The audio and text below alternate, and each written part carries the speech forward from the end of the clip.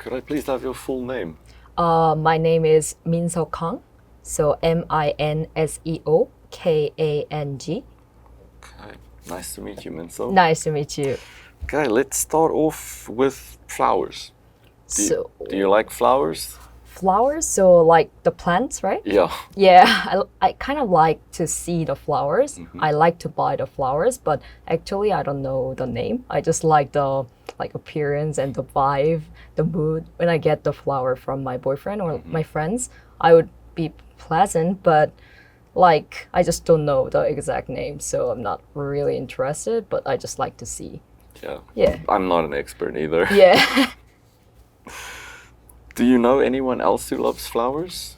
Actually, my boyfriend loves flowers and plants because he majored in biology, and he is working in the lab as well. Okay. So he likes to like grow up some flowers and plants. So sometimes he tells me about things like flowers, plants, and biology, environment. But I'm like, okay, it's in my ear and out of my ear, so I have no idea. Okay. Yeah. Are there a lot of flowers in the area where you live? Near to my apartment, not like flower, but yeah, some plants, because we have a park nearby my house. It's like some parks, so we have some flowers, but we don't have a lot of flowers. So I can sometimes see flowers when I walk out of my house, but not a lot. I see. Usually just bush or yeah. Do you take photos of flowers in like daily life? If you walk past something pretty, you'll take a picture? Yeah, I used to do it when I lived in Australia. So because like I live there, like I live nearby the parks, like which has a lot of flowers. So I just used to just take a lot because it's so pretty and it's very colorful and like it just like catch my eyes. So do people in your country often send flowers to one another? Probably when you're in a relationship, yes. It's kind of like anniversary thing, I guess. So some of my friends got flowers and they're like first anniversary, second anniversary like that. But to friends, it's not normal, but like when you celebrate something like birthday or graduation, yeah, people do send flowers to others. Okay. The thing is, it's just so expensive. Yeah, it is quite expensive these days. On similar topics about friends and giving things to each other, texting, that's also something quite common in Korea. How often do you send text messages? To friends or family? Generally? Generally, I do text a lot to my friends. So I do have like close friends in Korea, so I text a lot. So like we talk about like small gossips, their boyfriend, their relationship, and their friendship as well. Like, or we talk about our hobby, what do we do, what we are gonna do in the future. Sometimes we are like having a philosophical like question discussions, like like have I ever done blah blah blah things, just gossip things usually. Yeah, I talk to my mom every day too. That's cool. Yeah. Is sending text messages very popular in your country?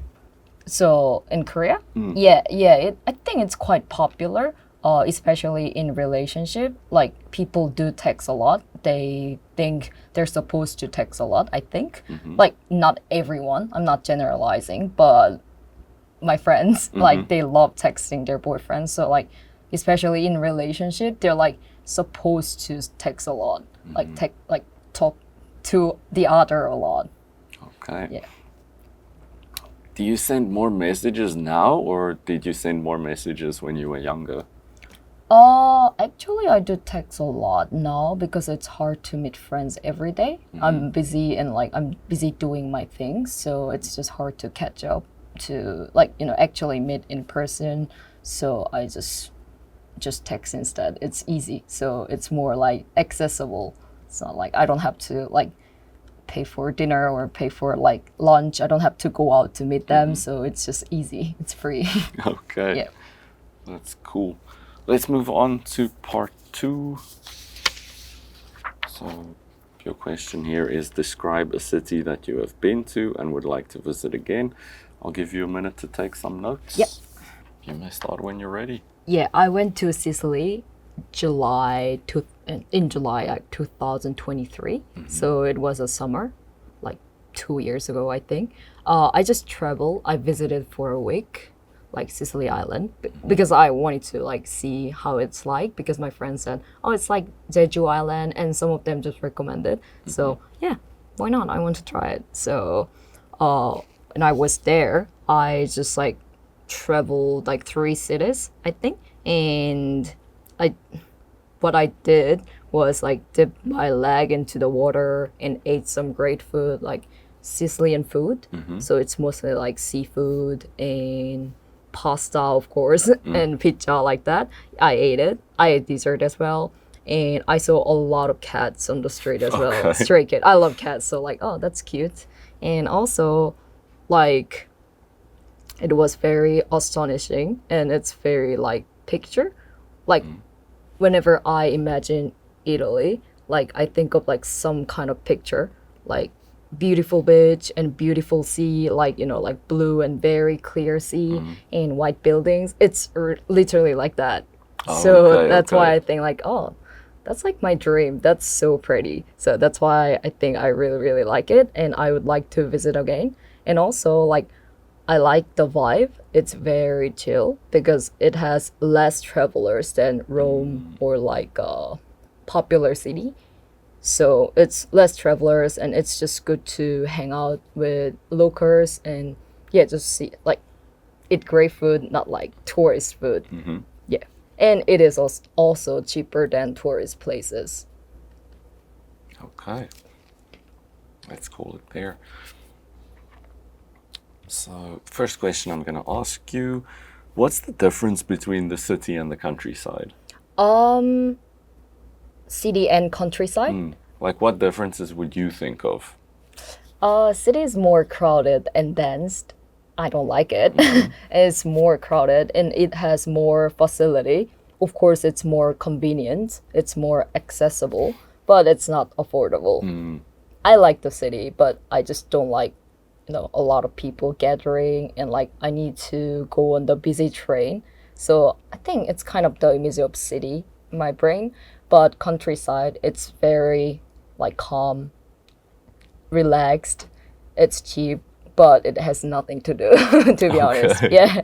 So you can just go for a walk. You can go to the beach, or you can, I don't know, do like nature things, like bushwalk, but nothing really. So your personal taste, what do you prefer?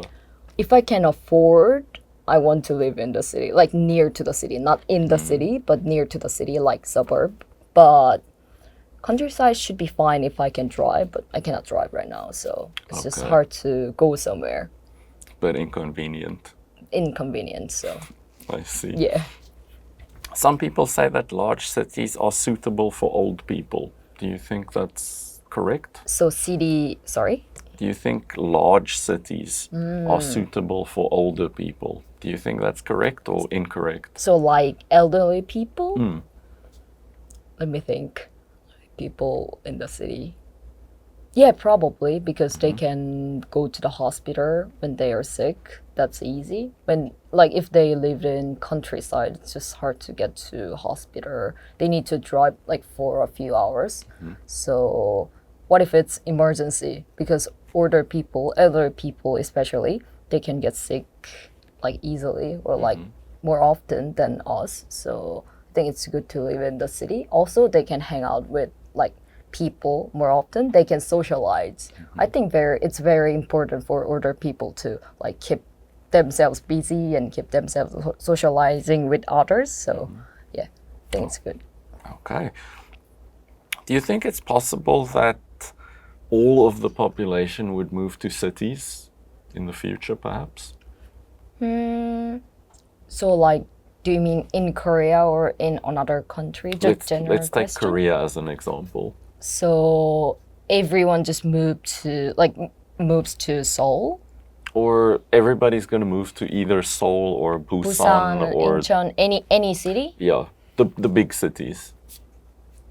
It's technically possible because, like not one city, so they can make more city. So can be possible. And also, like from I've heard, I saw the article the other day. Like in Korea, like 80 or 90% of population already lives in the city, so it doesn't matter. But I think some people just prefer rural area, so it's just not working like that. Yeah, they can, but they don't want to probably. Makes sense. Yeah. Talking about the people in particular, do you think countryside people are friendlier than city people? From my point of view, yes. They have the reason because I lived in countryside in Canada, so that's why I can tell. Because I feel like it's kind of stereotype, but I can tell it's true for me. Not like it's true for everyone, but it's just true for me because like people need to like know each other. Do you understand? So they know each other, so they need to be friendly. Yeah. They want to be friendly as well because they don't want to be offended, and they're gonna meet others anyway. So that's why they're more like friendly and chill, and they say hi to everyone because they basically know everyone. Yeah. Okay. Let's call it there. Okay, looking at your scoring. So we take a look at 4 different things when we score you. We look at your fluency, the vocabulary you used, your grammar, and your pronunciation. I would say for the most part, there's nothing missing with your pronunciation. Can tell that you've lived abroad or that you've been abroad for some period of time. A few small grammar issues or like sentence structure issues. You would say something like, I travel 3 cities. Travel 2? Yeah, you would say, I'll travel 3 cities. Or just maybe the wrong verb tense or form of the word. For example, instead of saying, you would say densed. The city is very dense. Instead of saying the city is densely populated. That sort of mistake. I mean, we don't really focus on it or pick it up in conversational English. But of course, in the IELTS test, depending on how strict the examiner is, they might nitpick on that a little bit. Yeah, makes sense. A few, okay. Also, like gossip. Sometimes you said gossips. Yeah. Like we would say gossip, just talking about gossip or gossiping. Yeah. So small mistakes like those, but I wouldn't say that like dramatically affects your grammar score too much. Your vocab is good. I think you used a lot of native speaking kind of terms, so I would say your vocab is very good. Your fluency is also very good. Like I especially like the fact that you gave long answers, detailed answers. You explained everything very nicely. So I would say that is a very positive thing. Sometimes using some filler words like. Yeah, that's my habit. I want to fix it. That one, again, depending on the strictness of the examiner, they might focus on that. But I don't think you overused it. It's something you can notice when you look for it, but it's not something that's like all the time. Yeah. Not every sentence. So that's possible. So I think overall, having to score you would be like 6.5 to 7. You'd definitely be in that band. Yeah. I think on a good day, definitely a 7.